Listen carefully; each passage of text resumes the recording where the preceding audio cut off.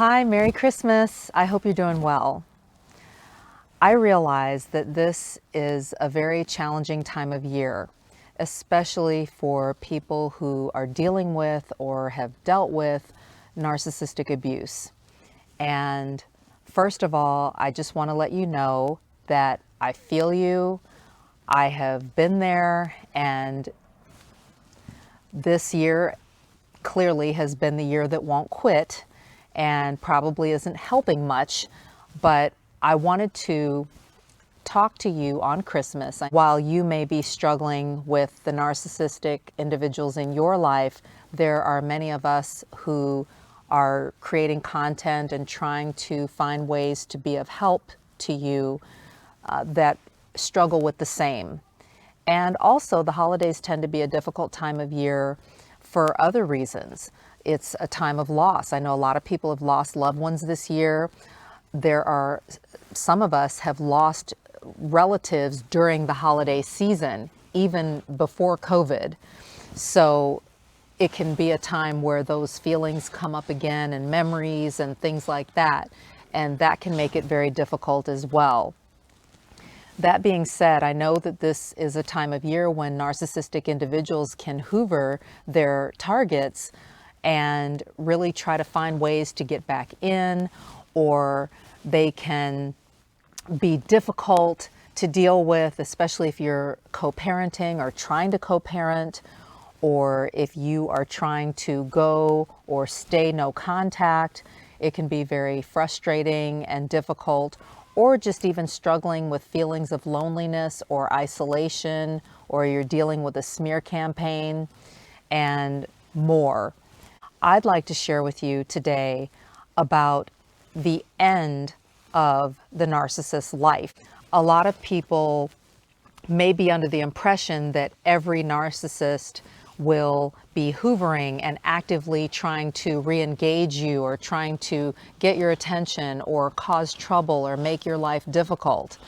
But I want to talk about when the narcissist has reached the end of the road in their life after using, abusing, manipulating others, but also kind of shipwrecking their own life, burning bridges, losing job after job, using substances, and pissing off and alienating themselves from family members and friends. That comes across a little differently. That presents a little differently than, say, a romantic hoover or an attempt to get your attention on social media.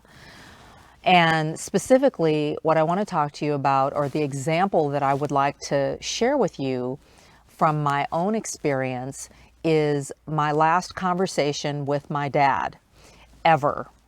And this was Christmas of 2005. I was 3 months pregnant with my daughter, and we were celebrating. My husband and I went to Los Angeles with my mom to celebrate the Christmas holiday. And we took a road trip and went to visit family and to hang out, and we got a hotel and all of that, and to enjoy some time also with my brother-in-law and his family, his relatives or in-laws who live in LA. And we met up with my brother-in-law and his family in Los Angeles to celebrate the holidays, as well as celebrating with my dad's side of the family. And on Christmas Day, my cousin planned to have the entire family over for dinner. And this is my dad's side of the family. And my mother was invited, even though she had long separated from my dad and was no longer dealing with him. So interestingly enough, my dad was not at the family dinner. And I remember stepping away from the dinner to call my dad and reach out to him, because our plan was to surprise my parents individually in Los Angeles with the news of our pregnancy. And we were traveling with my mother, so that was a slam dunk.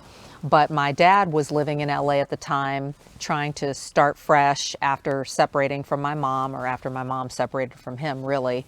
and he was working and living with different relatives and hopping around and all of that. At that point in time, he was actually down and out.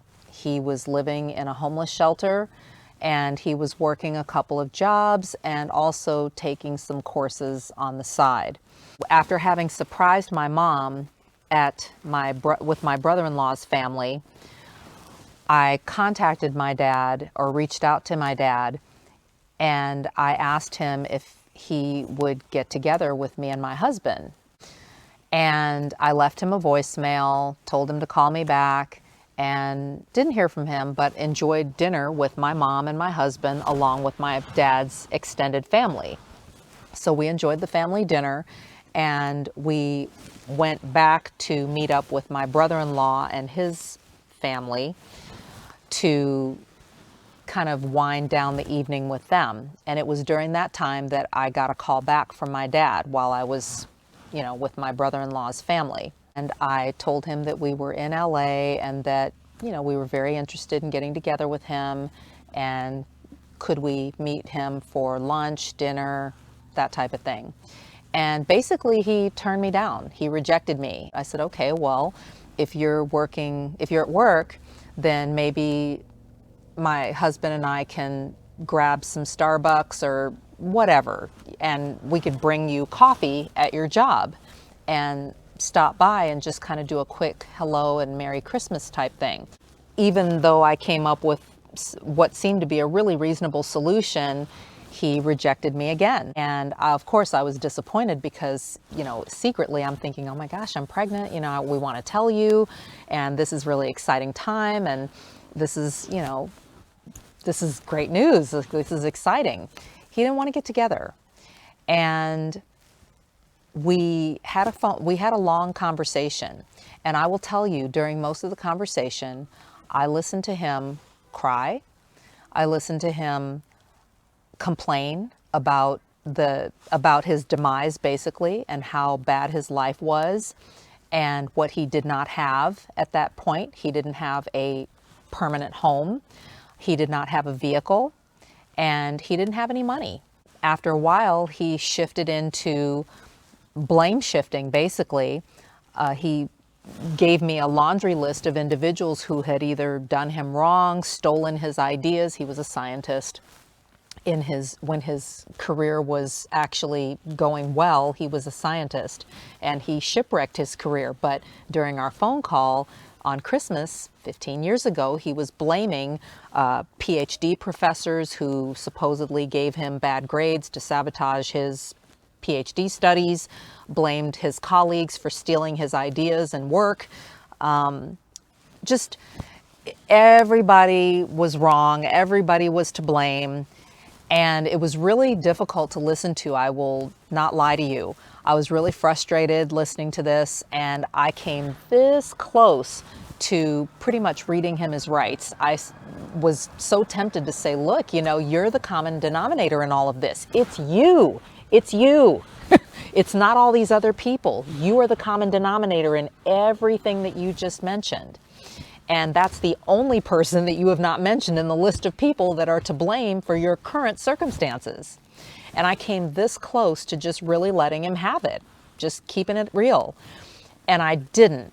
I held back because during his rant, he got so worked up, and then he went into crying.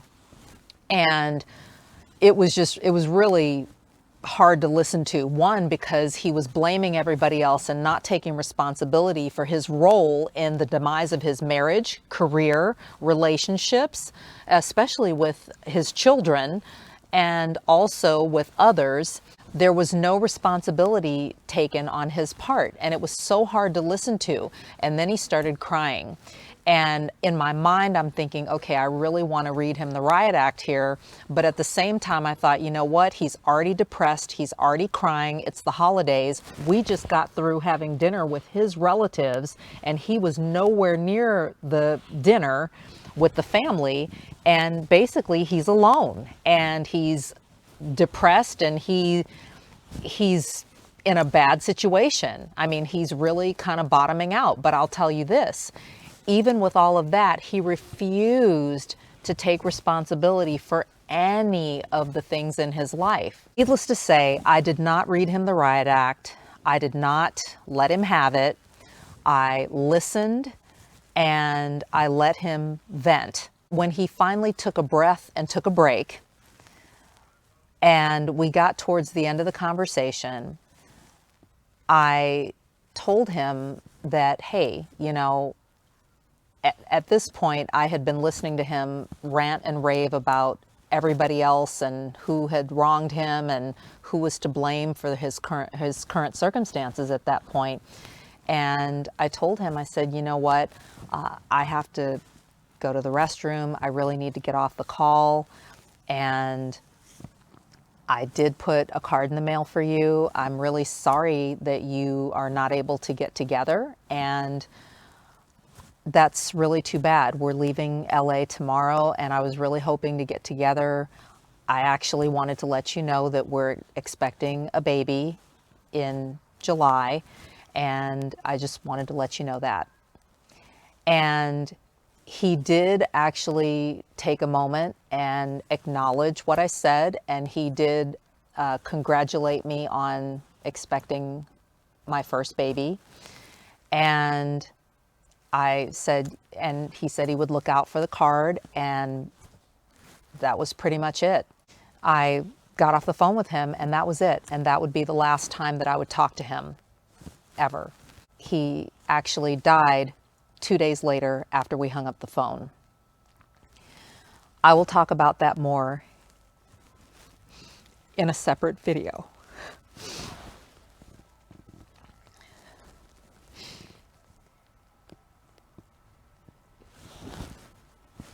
Hopefully understand. What can you take away from these things? Or what do I hope you take away from these things? 1, it does not end well for the narcissist. Trust me, it doesn't end well for them. Also, the narcissist may or may not actively engage with you. They may become reclusive. Remember that narcissists are deeply rooted in shame, and whether they admit it or not, they know what they've done. And if they have spent a lifetime conning, manipulating, lying, using, abusing, self-medicating, they know. And I know deep down that my dad, one of the reasons that he was crying on the phone is because he was reflecting. He was all by himself at his shift. I think he was working security, and he had time to reflect on Christmas about all of the things that have happened in his life, career, marriage, everything, relationships. And I think it hit him like a tidal wave. You know, you're sitting on a security shift and keeping an eye out on a parking lot at a building in Los Angeles, and you're by yourself while your relatives are dining and feasting and catching up and taking pictures and having a good time. That's pretty lonely. That's a pretty lonely existence. But I think that at the end of his life, he did not want to see us. He did not want to face me. He was ashamed of the 2 jobs he was working with, a man with a master's degree and almost a PhD, working security, homeless, broke. That's embarrassing. You go from being a biochemist and having a career and doing well to basically shipwrecking yourself out of the field completely, and then having to just kind of take what you can get to survive in one of the most expensive cities in the country, even at that time. That's a lot. And to be homeless, broke, and you're pretty much staring at retirement age, and you have nothing to show for it, nothing. No money, no trust, no nothing. You don't have your affairs in order. You have nothing, no vehicle, and you're in LA. LA is a tough city to be without a car. And I'm not saying that that's everything, but I'm just saying, like, there's no, like, you literally have nothing to show for it. And you've trashed key relationships in your life with people who could help you to have the very things that you want, or that you're complaining and crying that you're doing without. This is the end of the narcissist's life. Unless they're wealthy or a trust fund baby or something like that, this is the end of the narcissist's life, even if they have money. Alone, lonely, burnt bridges. Nobody wants to have anything to do with them. My dad's family hosted my mother on Christmas at that time. He was on the outs. He had fallen out with different ones of the relatives that we were feasting with on Christmas. This is how it ends for the narcissist. I don't know what your situation is or who you've been dealing with, but in general, take what you can. They're not getting away with anything. They're not. It catches up to them. And I will tell you that the self-medication with drugs caught up to my dad. I'll share about that in another video. But a lot of narcissists use and abuse not only people, but substances. And that doesn't end well either.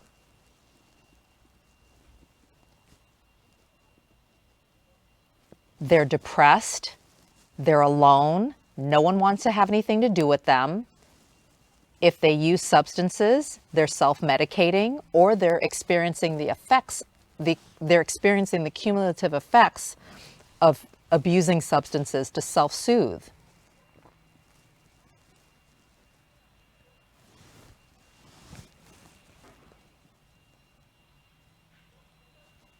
This is how it ends.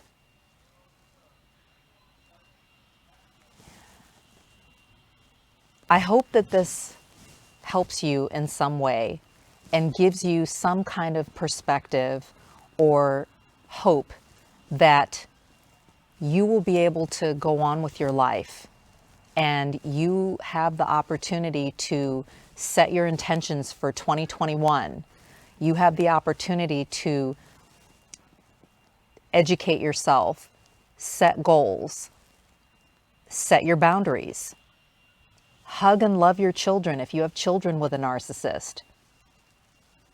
End the year on a high note by doing some of your best work on the job. You have the opportunity to focus on what you can do and focus on getting your mindset on the future, your future. You matter and you deserve that. If you have children, they deserve that too, and they need for you to do that.